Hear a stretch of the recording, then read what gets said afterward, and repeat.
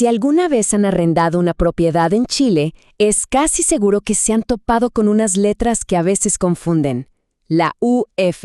El precio del arriendo fijado en esta unidad va cambiando mes a mes.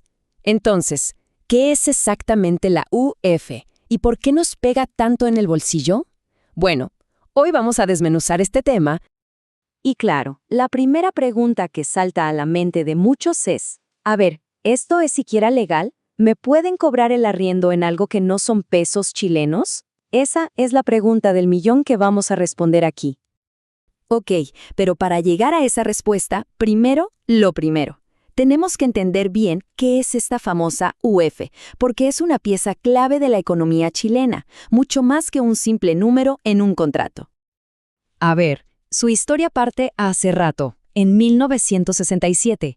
Nació con un objetivo súper específico, que se pudiera prestar dinero a largo plazo sin que ese dinero perdiera su valor con el tiempo.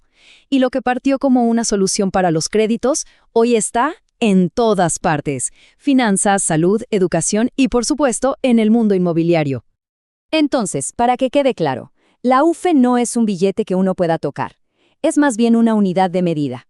Su valor en pesos se va recalculando todos los días, un poquitito. ¿Y cómo? Mirando la inflación del mes anterior, el famoso IPC. En simple, es un escudo para que el valor del dinero no se lo coma la inflación. Perfecto. Ahora que ya sabemos qué es, volvamos a lo nuestro, los arriendos. Conectemos todo esto con ese contrato que está sobre la mesa y respondamos, de una vez por todas, la gran pregunta sobre su legalidad. Sin más rodeos, la respuesta es un rotundo sí. Es total y absolutamente legal pactar un contrato de arriendo en UF en Chile. No hay ninguna duda ni ambigüedad al respecto. Y se preguntarán, ¿por qué? Todo se apoya en un principio legal clave: la autonomía de la voluntad.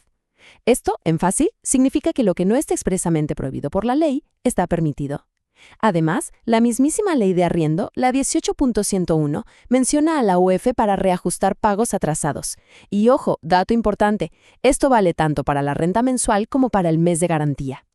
Y esta cita del académico Camilo Cornejo Orellana lo resume perfecto. Pongámonos por un segundo del lado del dueño de la propiedad. Para él o ella, fijar el precio en UF es un seguro. Así se garantiza que el poder de compra del dinero que recibe hoy se mantenga más o menos igual en un año más, sin importar lo que pase con la inflación. Pero bueno, si es tan legal y tan estable, ¿por qué hay tanto alboroto con la UFI últimamente? Pasemos a ver cómo esta solución se ha convertido para muchos en un verdadero dolor de cabeza. Aquí está el corazón del conflicto. Por un lado, la UFE es súper útil. Protege el valor del dinero, permite que existan créditos a 30 años, da estabilidad, pero en la otra vereda genera un problema gigante. Las deudas, como el arriendo o el dividendo, suben con la UFE, pero los sueldos, que están en pesos, no siempre les siguen el ritmo, y ahí es cuando la cosa se pone complicada. Y es precisamente por este descalce, por esta brecha que se produce, que ha surgido una propuesta bastante radical que está en pleno debate: eliminar la unidad de fomento para siempre. Suena tentador, ¿no? Borrarla del mapa y ¿listo? Pero ¿qué pasaría al día siguiente si eso ocurriera? Veamos qué dicen los expertos sobre las consecuencias de una medida tan drástica. El economista Cristian Troncoso Valverde lo describe como un efecto dominó. Si no hay UF, los bancos que prestan dinero no saben qué va a pasar con la inflación a futuro.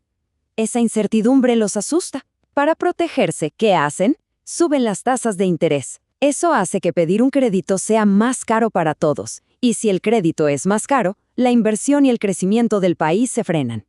Y donde más se sentiría este golpe serían los créditos para la vivienda. Con la UF, los bancos pueden ofrecer tasas de interés más bajas y estables a largo plazo. Sin ella, tendrían que usar tasas más altas y variables para cubrirse del riesgo. O sea, comprar una casa sería mucho más caro e impredecible. Y el resultado final de todo esto es bastante claro. El acceso a la vivienda, que ya es un desafío, se pondría todavía más cuesta arriba. Y los más afectados, como suele pasar, serían la clase media y las familias con menos recursos, porque los bancos simplemente pondrían más trabas para prestar dinero. Esto nos lleva a pensar las cosas desde otro ángulo. ¿Y si estamos apuntando al culpable equivocado? Quizás la UEF no es la enfermedad en sí, sino solo el síntoma de algo mucho más profundo. Miren, esta analogía de Thomas Charles de fraccional.cl es buenísima y lo deja muy claro. Dice que la UEF es como el termómetro de la economía. Nos mide la fiebre, o sea, la inflación. Eliminar la UEF sería como romper el termómetro. La fiebre va a seguir ahí, solo que no sabremos qué tan alta está. Siguiendo esa lógica, el foco del debate debería ser otro. El problema real no sería la UEF, sino la inflación que hace que todo suba de precio y los sueldos que no logran alcanzarla. La UEF, en este caso, solo nos está mostrando esa cruda realidad. Entonces, ¿cuál es la receta de los expertos si no es eliminar la UEF? Bueno, advierten que ajustar los salarios automáticamente a la inflación puede ser peligroso y crear una espiral de precios.